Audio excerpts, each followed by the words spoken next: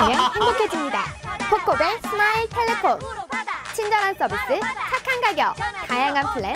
코코벨 스마일 텔레콤. 코키텔람 센터 1분 거리. 코코벨 스마일 텔레콤. 한인벨 공식 대리점. 코코벨 스마일 텔레콤.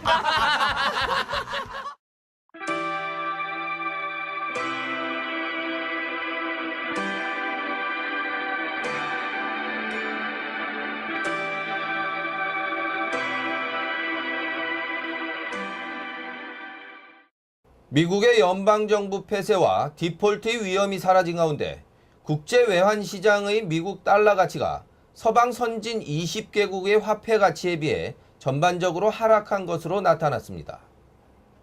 주요 선진 20개국 달러 대비 외환 가치가 반영된 3분기 외환 시장의 동향에 의하면 영국의 파운드화와 한국의 원화, 그리고 유로화, 캐나다 순으로 미 달러화에 대한 절상률이 높게 나타났다고 합니다. 21일 한국은행이 발표한 3분기 중 외환시장 동향에 따르면 미국 달러와의 국제 외환시장에서의 가치가 전반적으로 하락한 것으로 나타났습니다.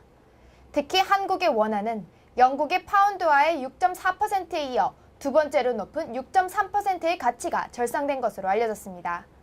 캐나다 달러는 파운드화, 원화, 유로화에 이어 네 번째로 높은 가치 상승률을 보였습니다. 유로화는 4%, 캐나다는 2%, 호주 달러는 2%, 러시아 루블화는 1.4%, 일본 엔화는 1% 등 주요 선진국 20개국의 대부분의 가치가 상승했습니다.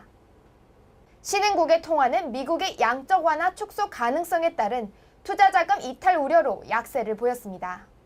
인도네시아 루피화와는 12.4%나 절하됐고 아르헨티나 페소화는 마이너스 7%, 인도 루피화는 마이너스 5.1%, 터키 리라화는 마이너스 4.5% 등의 가치가 큰 폭으로 하락했습니다.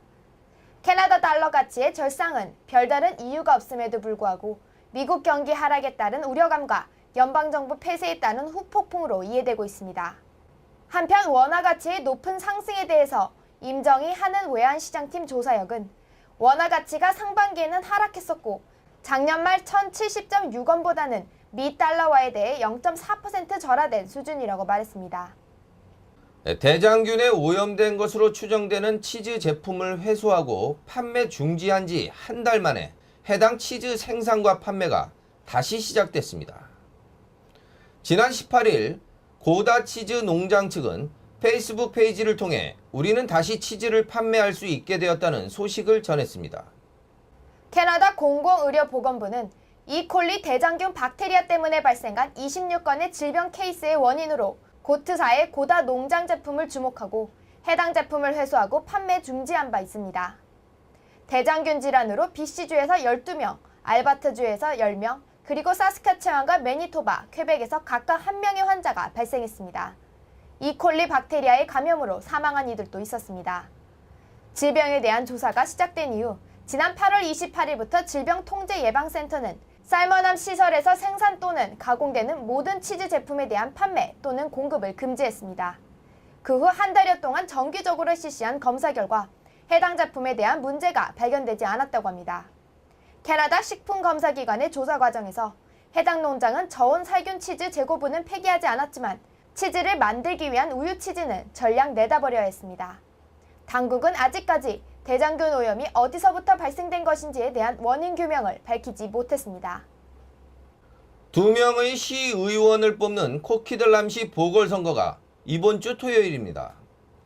이번 선거에는 모두 12명의 후보가 출마했으며 한인 김봉환 후보도 얼마 안 남은 선거일을 기점으로 최선을 다해 선거운동을 하고 있습니다. 김봉환 후보는 지난 16일 후보자 정견 발표회에 참여해 정책을 발표하고 유권자들의 질의에 응답하는 시간을 가졌습니다. 이날 정견 발표회에서는 2014년에 코키틀람, 포트 코키틀람, 포트 무디를 하나의 통합된 도시로 만들려는 주민투표가 있다는 전제에 대한 질의가 있었습니다. 김 후보는 이에 대해 새 도시가 하나로 합쳐지면 소방서, 경찰, 시행정 등 여러 가지 중복되는 절차가 간소화하여 시민들의 세금 부담이 줄어드는 점은 환영하지만 각각의 도시가 갖고 있는 독특한 역사와 문화 가치를 유지하기는 힘들 것이라며 주민들의 의견 수렴이 더 필요하다고 답했습니다. 김봉환 후보는 17일 버키틀람 커뮤니티 센터에서 열린 정책 발표회에도 참가하고 18일에는 총영사관 주최 개천절 기념일 행사에도 참석했습니다. 19일 한아름 문화센터에서는 후보자 오픈하우스를 가져 활발한 유세 활동을 펼치고 있습니다. 한편 김 후보는 지난 15일에 한 달째 행방불명 상태인 노신익 목사 가족을 만나 한인 커뮤니티를 포함한 지역사회가 최선을 다해 노 목사 행방을 찾고 있는 만큼 좋은 소식이 있을 것이라며 가족을 위로하기도 했습니다. 이 자리에서 그는 노 목사의 실종은 결코 남의 일이 아니며 교민들의 연령이 점점 높아짐에 따라 이와 유사한 일이 자주 발생할 가능성이 높다며 시의원이 되면 이를 위한 정책을 중점 실시하겠다고 밝혔습니다. 한편 보궐선거로 치러지는 이번 선거는 낮은 투표율이 예상되며 4차례에 걸쳐 진행되는 사전투표가 더 중요성을 갖고 있습니다. 지난 16일 치러진 첫 번째 사전투표 결과 총 426명이 투표했고 이 중 한인 교민은 7명에 불과한 것으로 나타나 교민들의 참여가 절실한 것으로 나타났습니다. 김 후보는 코키트람 선거관리사무소에서 1차 사전투표 명단을 받았다며 중국인들이 28명인 반면 한인은 7명에 불과했다며 정치 참여가 한인 커뮤니티 위상을 높일 수 있는 길이라고 교민들의 참여를 부탁했습니다. 이번 선거 유권자 자격 요건은 만 18세 이상으로 캐나다 시민권자이며 지난 6개월 동안 BC주 거주자이면서 최소 1개월 이상 코키틀람에 거주하고 있어야 합니다. 김봉환 후보는 한인 커뮤니티에 보내는 편지를 통해 다가오는 10월 26일 선거일에 여러분들의 소중한 한 표 한 표를 부탁드리며 당선이 되면 코키틀람을 위해 열심히 일하고 한인 여러분의 성원에 보답할 것을 약속했습니다. 실종된 노신익 목사의 가족들이 실종 후 한 달이 지난 노 목사의 합성 사진을 발표하며 노 목사의 귀환을 애타게 기다리고 있습니다. 여러 시일이 지난 만큼 실종 초기에 발표한 노신익 목사의 모습과는 많이 달라져 있다는 것이 그 이유입니다. 실종일로부터 한 달 이상의 시간이 지나면서 노신익 목사의 가족들은 노 목사의 건강과 외형이 많이 바뀌었을 것이라며 새로운 사진을 공개했습니다. 사진에는 노 목사의 얼굴에 수염과 정돈되지 못한 헤어스타일을 하고 있습니다. 노 목사의 아들인 샘 노 씨는 실종 이후 수주일간 수천 명의 사람들과 페이스북을 통한 소통을 통해 노신익 목사의 행방을 추적해왔으며 넓은 지역의 숲과 각종 시설을 탐색해왔습니다. 코키틀람 RCMP는 가능한 모든 방법으로 수색을 해왔으며 민간 수색 단체와 자원봉사자들과의 정보를 공유하며 수색해왔다고 밝혔습니다. 노 목사의 아들인 샘 노 씨는 자신의 아버지 실종 사건을 계기로 사회가 치매 노인들에 대한 관심과 안전을 유지하기 위한 방안을 강구하고 이를 시민들이 학습할 수 있는 계기가 되었으면 좋겠다고 말했습니다. 그는 앞으로 알츠하이머 질환과 치매에 대한 인식을 높이기 위해 지속적으로 노력할 것이며 사회적인 관심과 실종자들의 가족들을 돕기 위한 방안을 찾겠다고 덧붙였습니다. 이곳 밴쿠버에서는 멀지만 몬트리올에는 지난주 귀한 손님이 찾아왔다 뜻깊은 일정을 지내고 돌아갔습니다. 대한민국 해군 순항훈련 전단이 그들인데요. 지난 13일부터 16일까지 몬트리올항에 입항해 3박 4일간 다양한 문화행사를 펼치고 떠났습니다. 지난 13일 6.25 정전협정 60주년 기념 및 한국과 캐나다 수교 50주년을 기념하기 위해 대한민국 해군 순항훈련전단의 한국형 구축함인 대조영함과 군수지원함인 화천함이 몬트리올항에 입항해 3박 4일 동안 다양한 문화행사를 펼쳤습니다. 올해로 60번째를 맞이하는 이 순항훈련은 해군 사상 4번째 세계 일주로 해군 사관학교 제68기 사관생도 140명을 비롯하여 총 승조원 600여 명이 탑승했으며 해사 4학년 생도들의 실무 적응력 배양과 장차 장교로서 필요한 임무 수행 능력을 갖추기 위한 훈련으로 진행되고 있습니다. 대한민국 순환 훈련 전단은 캐나다의 한국전 참전에 대한 대한민국 국민의 감사의 뜻을 전달하고 한케 양국의 국민 간의 우호 및 상호 이해 증진을 위해 방문하여 다양한 행사를 주최해 캐나다의 한국 해군의 의상을 보여주며 외교 사절단 역할의 임무를 완벽하게 수행했다고 합니다. 13일부터 16일까지 머물렀던 해군 순항 훈련 전단은 입항 후 일정 시간 동안 대조영함과 화천함을 일반인에게 공개했습니다. 항구에 도착한 13일 환영식에는 조이용 주 캐나다 대사 내외, 최동환 주 몬트리올 총영사 겸 주 ICAO 대사 내외, 데이비드 크레이그 캐나다 해군 준장을 비롯해 캐나다 한인회 총연합회 김근하 회장, 몬트리올 한인회 김광인 회장, 오타와 한인회 차정자 회장 및 몬트리올 동포와 시민들이 부두를 가득 메운 가운데 대조영하면서 개최되었습니다. 14일 오전 10시 몬트리올 NDG 공원에 있는 6.25 참전 기념비의 헌화를 시작으로 한인 동포들과 함께 몬트리올 한인회관까지 퍼레이드를 하며 지역 주민들에게 깊은 인상을 주었습니다. 퍼레이드 후 500여 명이 넘는 해군과 몬트리올 동포들은 캐나다 한인회 총연합회, 몬트리올 한인회, 오타와 한인회 주관으로 준비된 행사에서 한인과 캐나다인으로 구성된 김고나 관장의 킴스 태권도 시범단의 시범을 관람하며 뷔페로 준비된 점심 식사를 함께했습니다. 이날 오후 올드 몬트리올 광장에서 순환 전단팀의 사물놀이패 공연, 성악병의 성악, 해군과 해병대의 상병과 병장으로 이루어진 12명의 의장대 공연, 해군 태권도 시범, 해군 대표 가수들의 공연, 국악팀과 브라스밴드의 연합 공연인 방향으로 몬트리올 동포 및 시민들에게 큰 찬사를 받았습니다. 15일에는 해군 사관 생도들의 캐나다 사관학교 방문이 있었으며 지휘부는 몬트리올 시장을 예방했습니다. 몬트리올에서의 3박 4일 일정을 마친 대한민국 순환훈련전단은 16일 오전 몬트리올 한인 동포들의 배웅을 받으며 다음 항해지인 볼트모어로 출항했습니다. 재외국민 2세 제도가 한인 2세들의 모국 방문을 사실상 60일 이내로 제한하고 있어 이에 대해 지적받고 있습니다.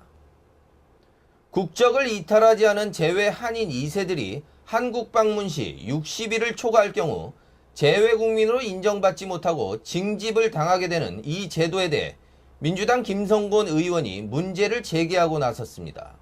민주당 김성곤 의원은 18일 열린 재외공간 국정감사에서 정부의 여우와 두루미식 재외국민 2세 제도 운용으로 재외동포들이 피해를 보고 있다며 외교부가 적극적으로 관련 부처와의 협의를 통해 문제를 개선해 줄 것을 요청했습니다. 재외국민 2세 제도란 외국에서 출생하거나 어릴 때 부모와 외국으로 이주해 계속 외국에서 거주한 사람들에 대해 적용하는 법률입니다. 언어, 교육, 문화적 생활 환경의 차이를 고려해 일정 기간 국내 장기 체제 및 국내 영리 활동에 대한 특례를 인정해주는 제도입니다. 법안 발효 초기에는 병역 의무자로서 재외국민 2세는 1년 이상 한국에 체류하더라도 징집을 사유로 출국 제한을 받지 않는 것으로 되어 있었습니다. 하지만 지난 2010년 10월 병무청은 병역법 시행령 제128조 제5항에서 60일을 초과해 한국 내 체제 시 재외국민 2세 자격을 인정하지 않는다는 내부 규정을 신설, 해당자에게 징집을 이유로 출국 제한을 할 수 있도록 하고 현재 이를 시행 중이어서 재외국민들에게 큰 불편을 초래하고 있습니다. 하지만 지난 2010년 10월 병무청은 병역법 시행령 제128조 제5항에서 60일을 초과해 한국 내 체제 시 재외국민 2세 자격을 인정하지 않는다는 내부 규정을 신설, 해당자에게 징집을 이유로 출국 제한을 할 수 있도록 하고 현재 이를 시행 중이어서 재외국민들에게 큰 불편을 초래하고 있습니다. 따라서 병역 징집 대상이 되는 나이의 재외동포 2세들은 사실상 60일 이상 한국에 계속 체류하기 어려운 입장이었습니다. 이에 김 의원은 재외국민 2세 제도의 불합리성에 대해서는 올해 세계 한인회장 대회에서도 지적된 바가 있다며 모국을 방문할 수 있는 기간을 60일 이내로 제한하는 것은 지나친 측면이 있다고 지적했습니다. 주 캐나다 대사관이 오타와 인근의 초등학교를 방문해 한국과 캐나다의 관계와 한국의 문화, 역사, 지리, 사회 등을 소개하는 학교 방문 프로그램을 시작했습니다.